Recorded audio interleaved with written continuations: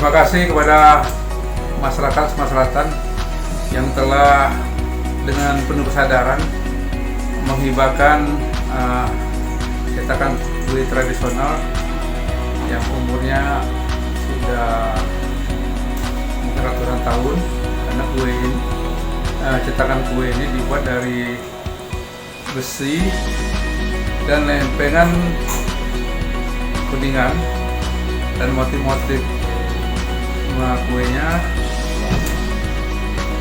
ini macam, kalau kita tuh kue lama tuh macam dadar bulung yang sangat disukai oleh masyarakat pada saat itu. Nah, ke depan anak-anak cucu kita bisa melihat bagaimana waktu zaman dahulu membuat kue-kue dan kreativitas oleh nenek moyang kita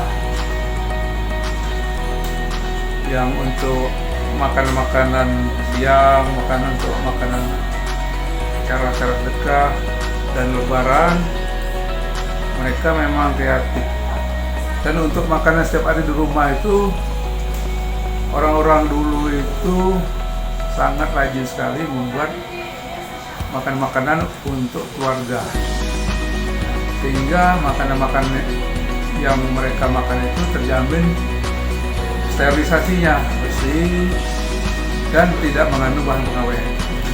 Nah, inilah salah satu kreativitas dari orang-orang dahulu. Kalau bahasa Palembang itu orang Bingen.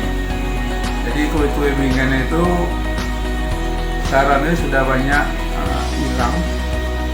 Sulit kita mencari makan Bingen itu. Nah, kami tahun kemarin sudah membuat buku tentang masakan tradisional Sumatera Selatan. Jadi mudah-mudahan dengan adanya hibah-hibah koleksi seperti ini, masyarakat daripada barang-barang lama ini dimakan karat, terbuang, tidak terurus, kami di Museum Negeri Sumatera Selatan ini siap untuk menerima hibah semua koleksi yang akan dihibahkan